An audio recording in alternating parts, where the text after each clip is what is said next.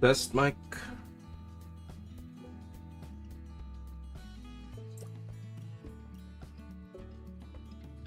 Test mic. Test mic.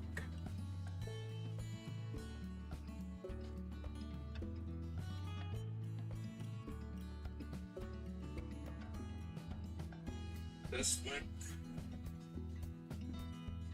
Okay.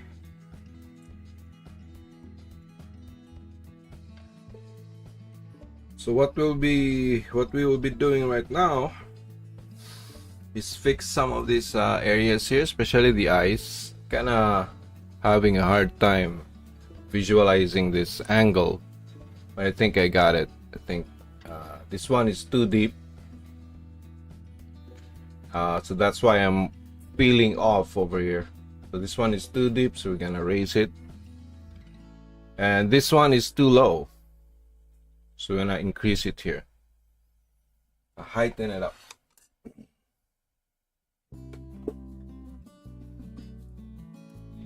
Okay. So again, what I noticed is having your medium kind of sit for a while is kind of better for creating all of this glazing stuff. I don't want to put my face on there because I haven't shaved and such. This one should be higher, somewhere here. I'm sure you don't mind that, right? I hope you don't mind me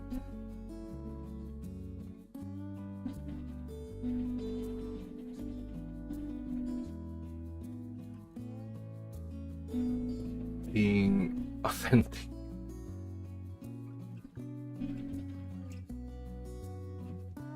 Yeah, it should be somewhere here though.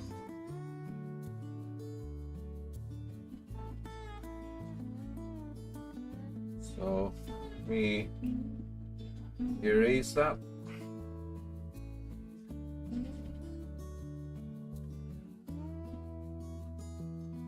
I don't know, my instincts are telling me like it should be, because it should be rounded here, like a sphere somewhat.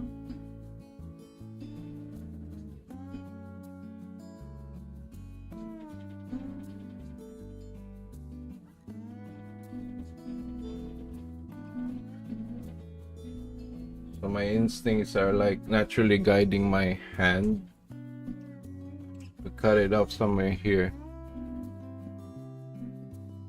Yeah, so basically that's what we're gonna do.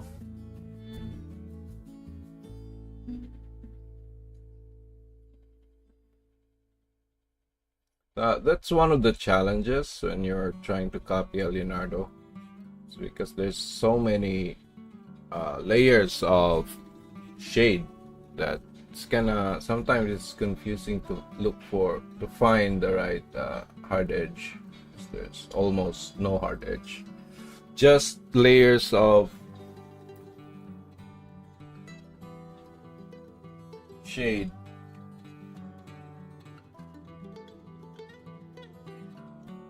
Should be somewhere here.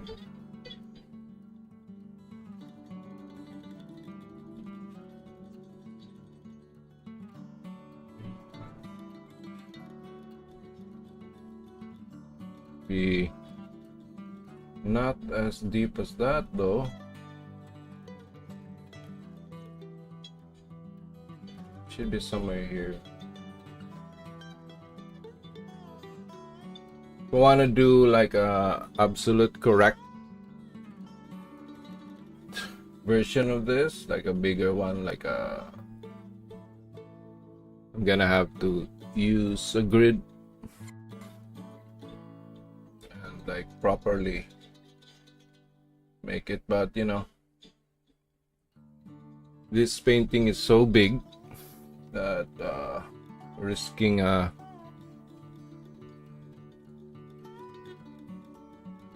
copying it to actual size without someone commissioning would be like a disaster. It's too expensive to make. It's not only about the paint, you know, you have to pay for the food, the electricity.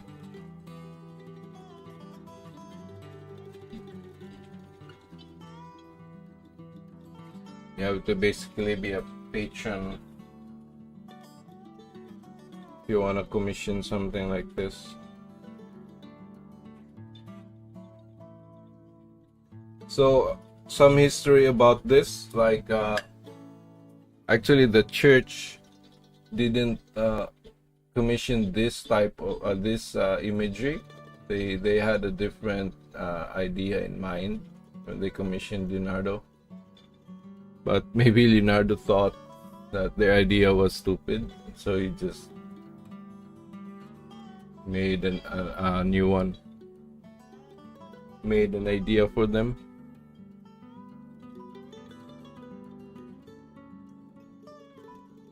And that became like an issue, like the church wanted not to pay for it, for the painting.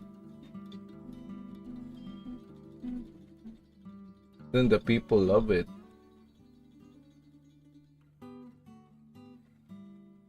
They were kind of a little bit scammy about that.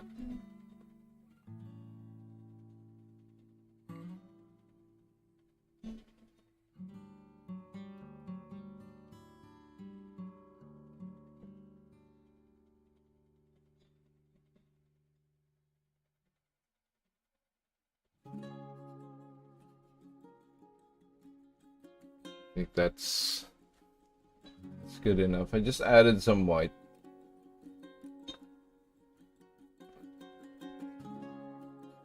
So you're gonna be making a grisaille over this anyway.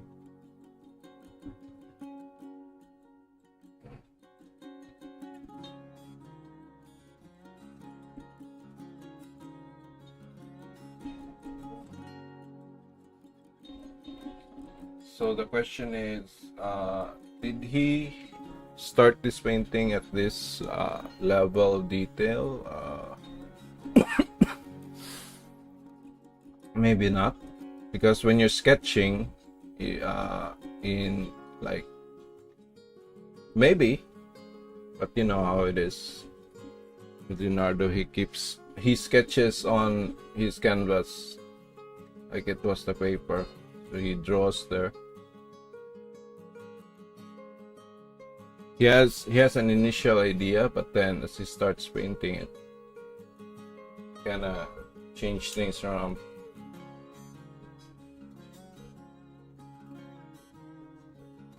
So most likely he uses like a more efficient method than what we're doing here. So he might just draw the hard lines, and then start from there.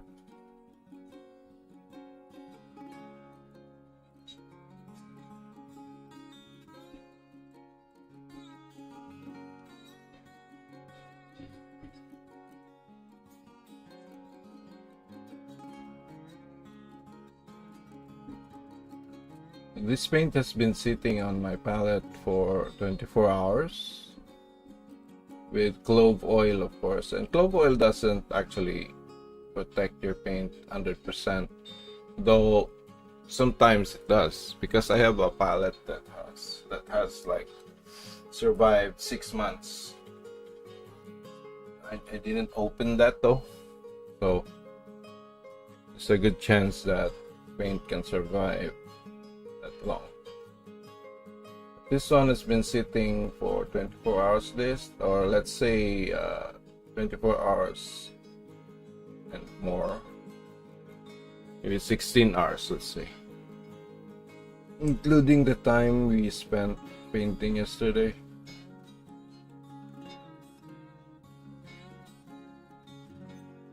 So not only does it feel better to paint with this, because you can immediately like spread paint right there without making it too thick, right? Not only that, but it dries faster when you allow it to sit. And the calcium carbonate kind of helps really a lot.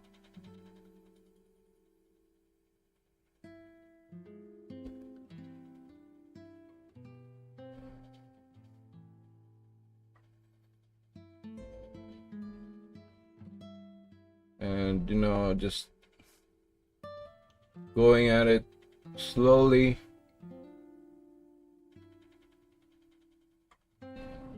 It's the only way to go.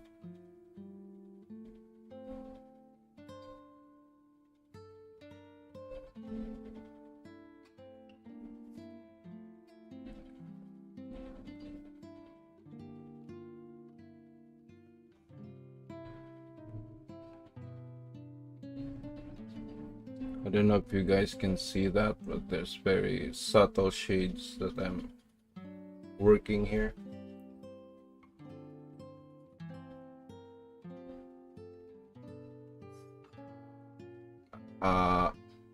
We should be adding this later though. But let me just try to add that.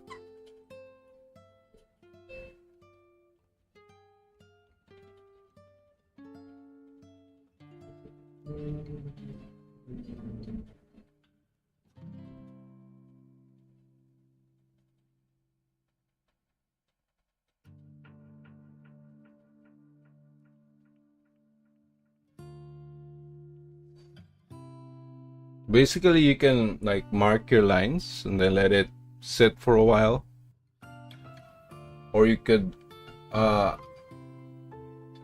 have your medium sit for a while first before applying it. It's the same thing, but the benefit of having your medium sit for a while is because you can test it and see if the consistency is good enough for creating sfumatos like this.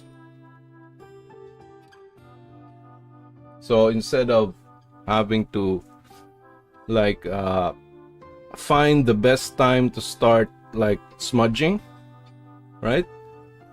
Because sometimes when it's too late, you're just gonna like peel it off, right? And if it's too early, you're just gonna move it around. So that's when the paint is on your canvas. But if your paint if you have your medium set on your palette first, then test it out if it's good enough for smudging. That will save your canvas from that will save you from having to like guess or like make mistakes on the canvas. So it's better to have your medium and paint like sit on your palette for a while until it's ready for smudging. So you can just apply it and smudge it without worry, and then you can always have like fresh medium there that will allow you to place like watercolor type washes on top of your existing. I can't read this. Hype. It should be Hype Pro. Hype. I can't read your name. I'm sorry. Thank you for your support. Thank you so much. Yes, I am. Thank you so much for your support. Hype. Hyprea. I don't know. Thank you for dropping by. So yeah, again, it's better to let your medium and paint sit until it's ready, then have fresh ones and then have it sit here, and then just guess, okay, is it ready for smudging, or am I too late, or am I too early? right? It's better to have it here and just test it on another canvas. You can just, you know, touch it a bit, and if it's like, if it paints good like this, you can paint it no issue, then maybe that's good. No, I'm not. I don't have, I don't have like all of that. I don't subscribe to those things. I have beliefs, but I don't subscribe to that because of my experience. I have amazing experiences that you might not believe, or people might call like demonic or jinn type experience, but it's not. Does it matter though? Why do you ask? Are you like a preacher?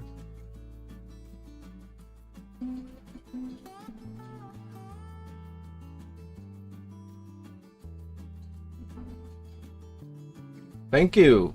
Thank you for your support. Thank you for subscribing. I hope you find my live streams and videos helpful, or at least funny enough to keep you going.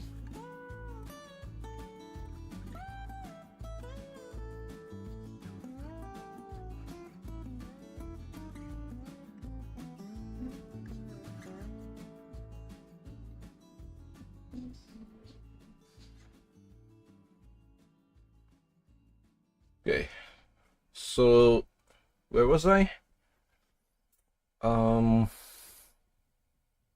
Forgot. Oh yeah, the glazing, the medium and the glazing. And the more you add like paint on your surface, the more it's going to become easier to do the blending and stuff. Just keep it dry before adding more. It has to be dry enough, or if you can, absolutely dry. But me, I'm too impatient. I really love the experience of blending and shading like this. I don't know, it's like very addicting to me. So I really want to keep going and shading, coming back again to shade. Like when I used to do this on using acrylic, right? I just spent the whole day just adding layers upon layers. But acrylic is so much harder and so much messier compared to oils. You have to have water, buckets of water.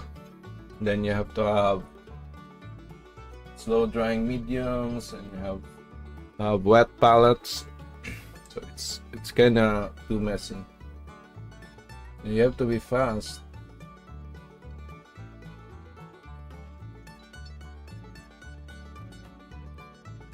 I hope you're doing fine today, Hi Pro. I'll just call you Hi Pro. How do I read your name, by the way? If you don't mind, if you're still there.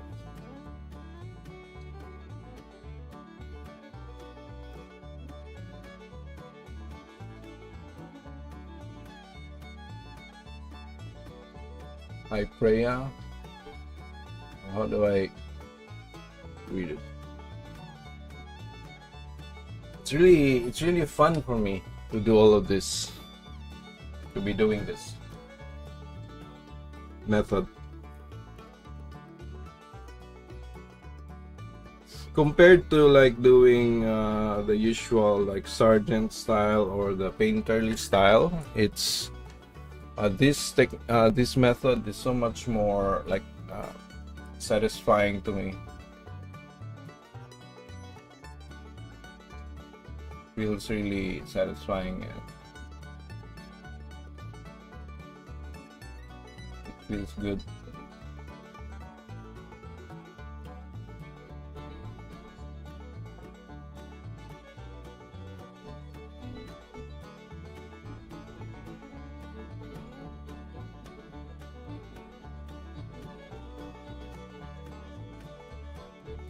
For the lips, I like to start with the corners, but this one, the corners have no hard edge. So it's a little bit difficult to see where that's coming from. And the brush strokes, I can see that for the front of the lips here, it's like a divide here. It's not a full like triangle as it should be. But then he compensated with the shadow here later. He drops the shadow as a full shadow. But then the lips is actually broken into two sections here. Edit Gimp. Hello, man. Yes, I love the process of this. Like instead of those like solid stuff. Like I like drawing the lines, shading it, and making it as smooth as possible, blurring the edges and stuff. I really love that. I don't know why.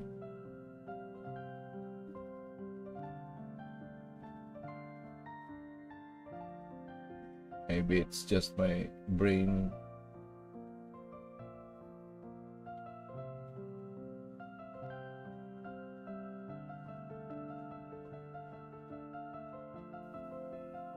Like it's easier for me to see things in lines and corners and stuff. Edit Gimp. I haven't painted in more than 12 years. I really miss it. Yes, man. Sometimes life can get in our way, right? Like our priorities shift because, you know, our focus are somewhere else. But, you know, right now, I just sit. Like I placed myself in the position that I can paint, because it's really like if I don't paint, I notice that I get grumpy and like it's crazy. I don't know. Like for the past like 20 years, I haven't painted. And it was all about life and stuff, like worries about money and stuff, working and stuff. I did some like I was building some portfolio for a game company and stuff, but it wasn't really fulfilling. It was just all for survival, and it was like wild. Can like drain you fast. So what style do you like to paint with, Edit Gimp? Do you use like digital? Yeah. I made sure that I sat down. Like there was one time during the pandemic, right? I was just tired of everything. I was just tired of everything, and I sat down and thought, like, where was I going with my life? And I realized that everything like is just about either you survive or it means something to you, right? So I thought I could just have both. Like, stop waiting to have like to become a millionaire so I can start painting. It's part of the survival routine now.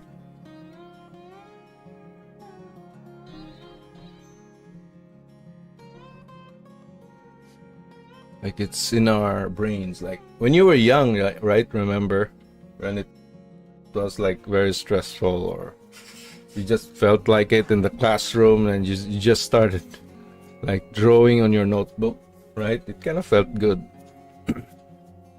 I used to like acrylic with different mediums, but maybe when get back to it, I will go for oils. I like the classical European landscapes. Oh yeah, I'm subscribing. Hey, thanks, man. Thank you.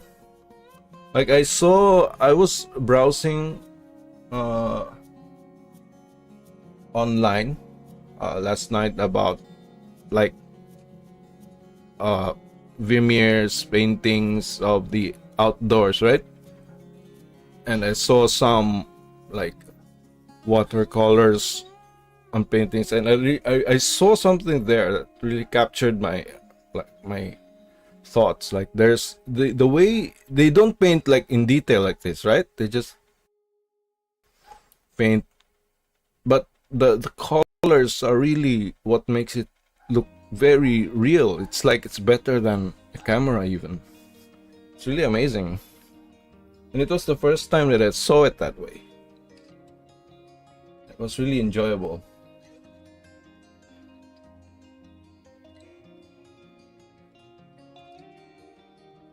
Vermeer's outdoors, like that street, like the two buildings with a door in the, with a like a entrance in the middle. When you look at the colors with that, it's oh, the way the light like works in the image, right? Yeah.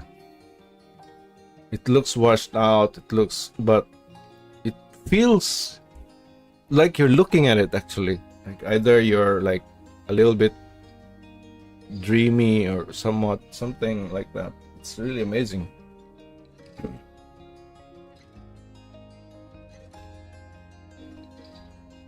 It's like looking at it through a lens of like you're either high or you're either dreaming, or it was in your like memory, right? So it's like it feels kind of like that, but it has this feeling of like nostalgia in the colors. It's really, I don't know, man, I can't explain it. It's really nice.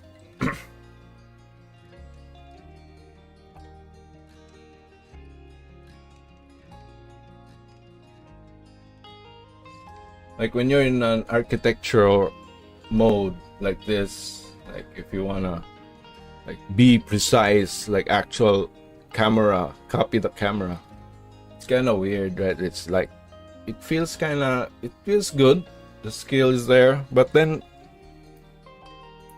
you can't compare it to the thing that feels way different.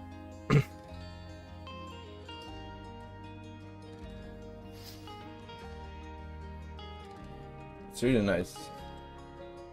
I think I wanna explore that avenue. Like, how do you like paint the colors in such a way that it feels that way? Like,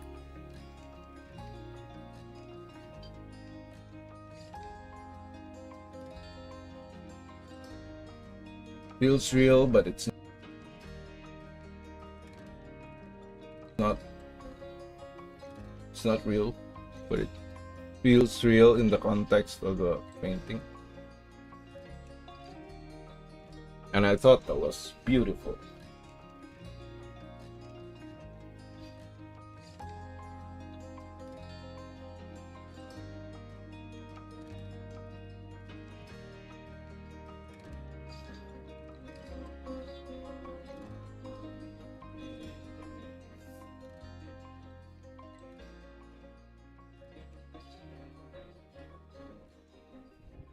Do you paint like outdoors? Like, do you used to paint outdoors in the past?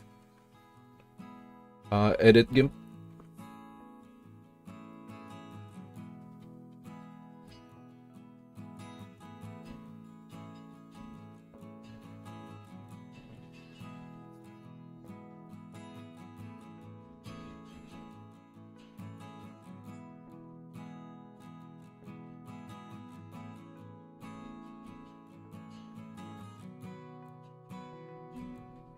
Gouache is also nice, like himi gouache. You can bring that with you.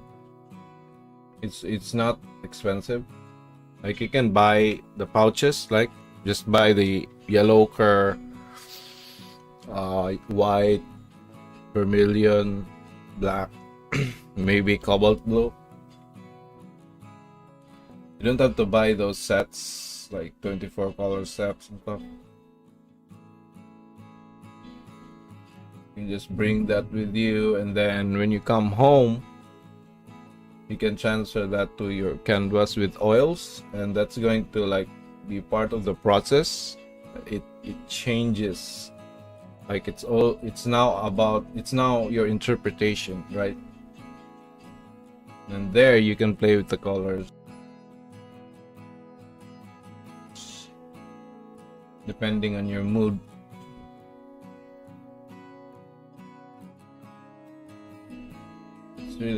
It's really amazing.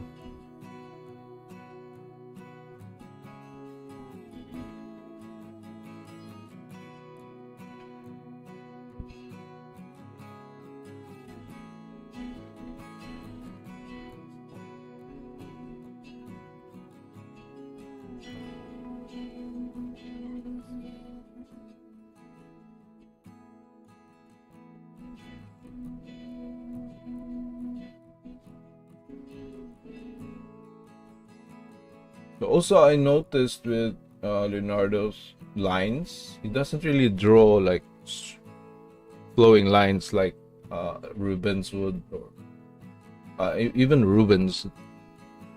Like they're broken lines, and it's part of the beauty, I guess, that makes it less like rigid, because it doesn't matter if your lines are smooth, right? But if it's just one stroke, it kinda like, just look at the anime art. They use one stroke, but then there's manga art that uses broken curves, right? Curves. Even if it follows the same line, it kind of looks, for me at least, looks more beautiful than the straight, like one stroke. I used to think that Leonardo employed like single strokes because it kind of looks smooth from far away, right? When I started studying his work, I saw that his lines were not actually single strokes. So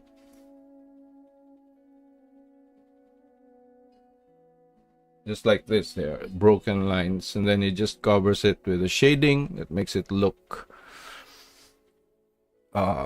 smooth. Underneath there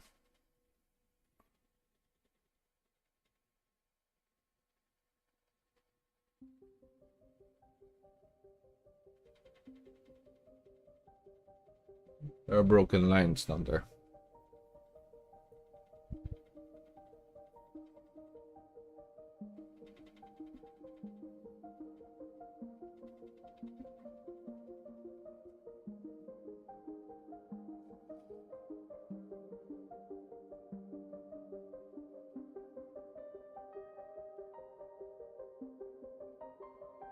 So I'm adding that to my artist journal. So I keep with acrylic. It's much easier because even if it's too wet, it just takes like a few seconds for it to gunk up, right? Especially in warm weather.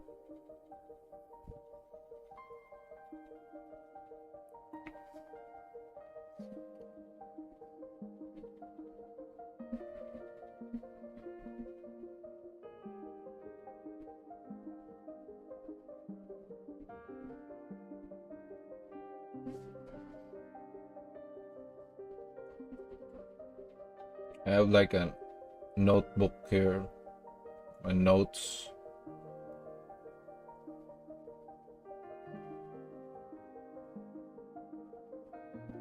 It's not for something fancy or egotistical. I just can't remember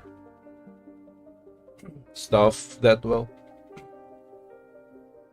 So having a notebook kind of helps. Like if I'm having like a existential crisis about my painting because something's not working, I just spend some time with my notebook. Then I find that somewhere there I already figured out how to do it. It's weird.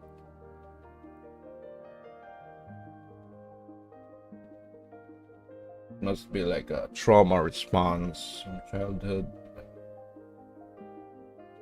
Especially when you're stressed out, right? Like the world has traumatized you for a while.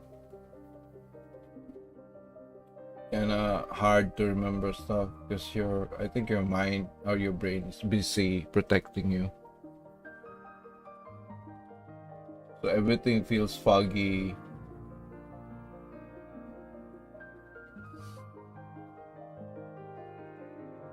And your decisions are like emotionally based because everything is about protecting you emotionally.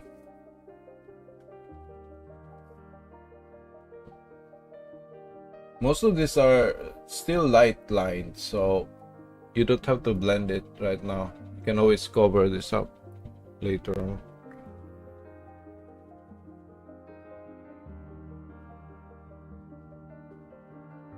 I guess that's one way Leonardo did it.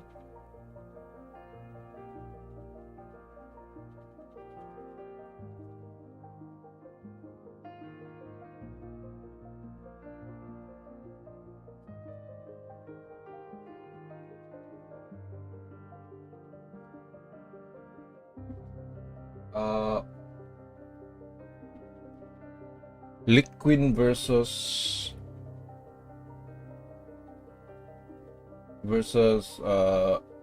Gamsol. Gamblin's Galkid.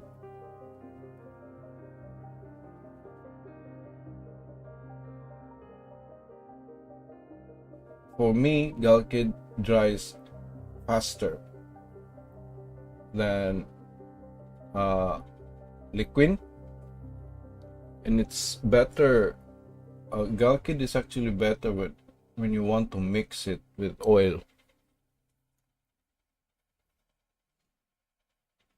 Liquid kinda, when you put it down, right, and you like leave it for overnight, liquid kinda separates with the oil, and you have to shake it very well every time you squeeze out. Then when it's in your palette, you have to keep like mixing it, right? Or else sometimes you just pick up the oil without the liquid, and that's going to like become an issue because some parts of your painting haven't dried that well compared to the other parts because this other part has more liquid to it. So for that reason, I think Galkid is better if you wanna control the drying time, but liquid is already takes longer to dry than Galkid. But the tackiness of Galkid to me feels so much better compared to liquid when it comes to glazing.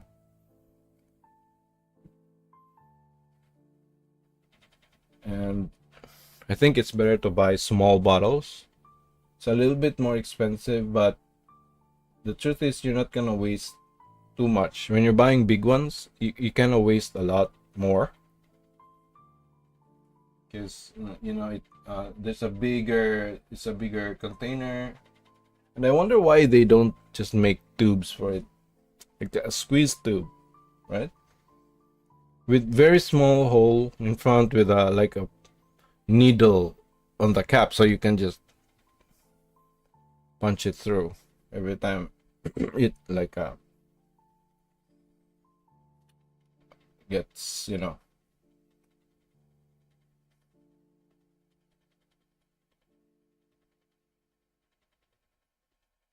gets dry maybe on the tip.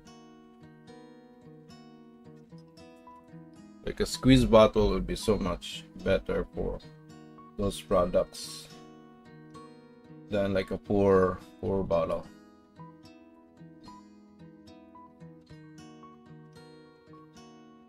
So since this is a shade, I'm not gonna do it now. I'm just gonna focus first on the edges, the hardest edges that I can find. It's very little hard edge here, but there are, like, again, hard edges that you can see it. You can see it if you look close. Like this part here, before the shading is overlaid on it, it looks like a hard edge. Then the shading will actually like slowly like creates an illusion that it's blending out.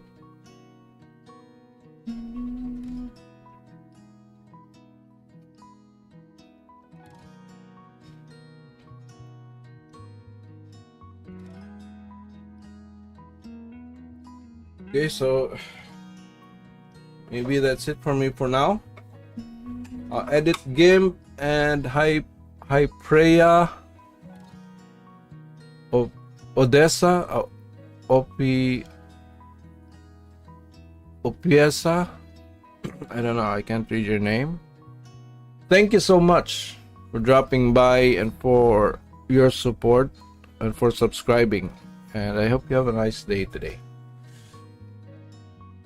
I'll be going offline in a few. I'll just clean my brushes first.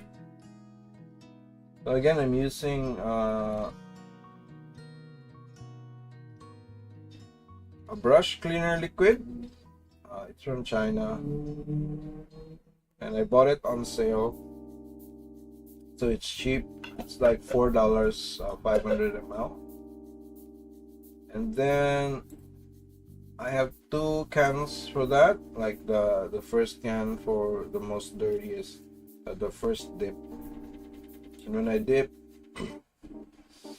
I whisk, and then after whisking, I wipe on a blue shop towel.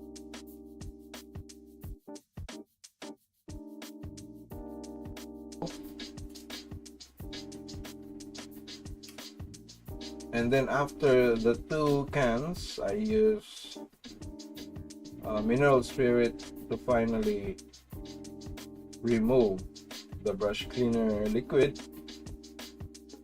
from the brush itself, because I don't think this brush cleaner liquid dries like it's like I don't think it's supposed to be mixed with your paint.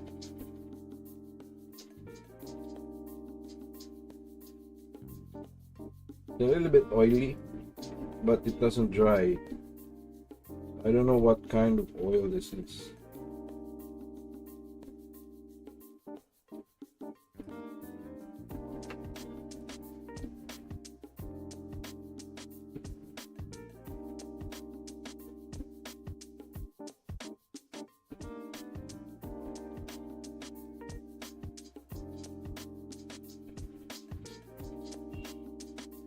Yeah, and I'm just using cheap brushes. This one is even a makeup brush. It's a lip brush from Temo. And it's really nice for like either painting, it's synthetic, or blending.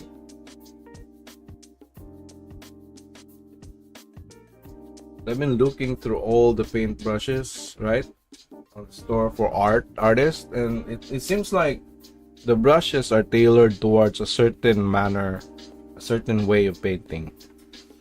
So I had to like scour the internet for every type of brush that I can find, makeup brushes. And there I found like the cheapest brushes. Like this one is for kids watercolor brushes. They are actually better for like if you want to emulate like the old master style. They're kind of better at helping you create the marks that kind of mimics that of the old masters. I don't know why that is, but that's just from my experience. You don't need the ferrule just broke, or sometimes it dislodges because the glue there it's not premium. So just add more like super glue there or acrylic glue. Going to be fine. This one too, I just remove the ferrule. It's easy to remove anyway because it's cheap. Remove it or heat it up a little bit, remove, and then just add drops of like super glue there. Just let it dry, and then tomorrow you can use it without issues. Cheaper brushes, better results. Anyway, that's it for me for now, and thank you so much again, Edit Gimp and Hypreya.